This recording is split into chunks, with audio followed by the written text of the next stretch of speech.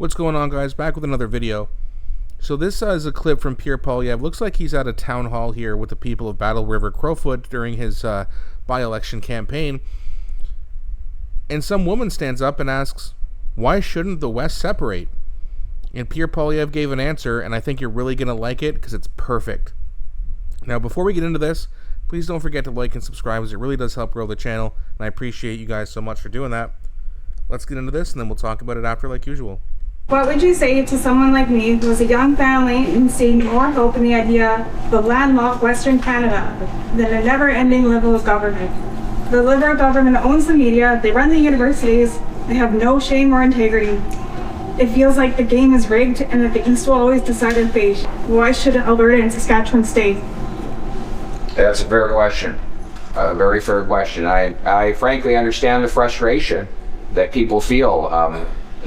The Liberals in Ottawa have told the West to pay up and shut up. They've attacked Alberta and Saskatchewan's biggest industries of agriculture, oil and gas, to name a few.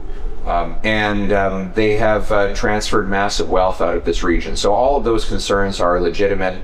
The question is, how do we deal with it? I believe the answer is in building alliances with like-minded Canadians across the country. So, for example, Alberta and Saskatchewan should lock arms with Newfoundland, which wants to repeal C-69 so that it can double its oil production. Newfoundland got off equalization by producing offshore oil. Now they want to do gas. We should lock arms with them to do that. You have the First Nations communities along with the British Columbia coast that want to build at least a half dozen LNG liquefaction plants to take Alberta's gas, liquefy it, put it on a ship, send it off to 2.5 billion customers in Asia, and get $14 for a million metric British thermal units instead of $3. That would bring home tens of billions of dollars of wealth for our people across the oil and gas regions of this country. We should team up with the people in the Greater Toronto area who want to see a massive crackdown on crime by toughening up the criminal justice system, because they're seeing the chaos in their streets. We should build alliances with, and you might be surprised to hear me say this, Quebec wants to have a smaller, weaker federal government so that they can have more autonomy over their provincial decisions. We should team up with them and say every province, including Alberta and Saskatchewan, should have more autonomy by having less power concentrated in Ottawa. Now, you might say that sounds great, but when is it ever going to happen? Well, it did happen. I described the nightmare that that happened under the Pierre Elliott Trudeau period. But a few years later, we got a conservative government that brought in free trade with the United States, which was a massive boon for the prairies, by the way. We got rid of the National Energy Program, privatized or got rid of about 25 different federal government agencies and bodies, reduced the size of the federal government in relative terms by roughly half. And in the period following 1984 to 2015, Alberta became pretty much the richest place anywhere in the world. And so it was by building alliances with other regions of the country that we were able to get what we wanted. And that was a great period. Like, look, in the period from the mid-'80s until 2015, when Harper left office, we built the oil sands. Incredible. The oil sands boom happened in that entire time. I think it was really liftoff in the 90s. So that's the incredible past we have. We have an incredible history with Canada, fighting and winning wars, building prosperity, settling the West. And I think we should build on that history by building alliances with other parts of the country that want the same things we do. Thank you. Yeah, and again, well said by Pierre. And that's what he needs to do. There's a lot of people in Alberta, there's a lot of people in my comment section who do not want to be part of Canada anymore because they're frustrated. And when you're frustrated, sometimes you need someone to kind of say, hey, no, listen, we used to be a thriving nation altogether, and we need to make that happen again. But if your last name is Trudeau, apparently your goal is to come in here and destroy this country. But hey, the Trudeaus are gone. Yeah, we got this Carney guy to deal with, but he'll be dealt with in short time, in my opinion, because Canadians are going to figure it out, and it ain't going to take 10 years. Swing voters are not going to take 10 years to come to the conclusion that the Liberal Party has a Liberal Party problem, not just a Justin Trudeau problem. my opinion, it'll happen within the next 2 years. Hopefully sooner.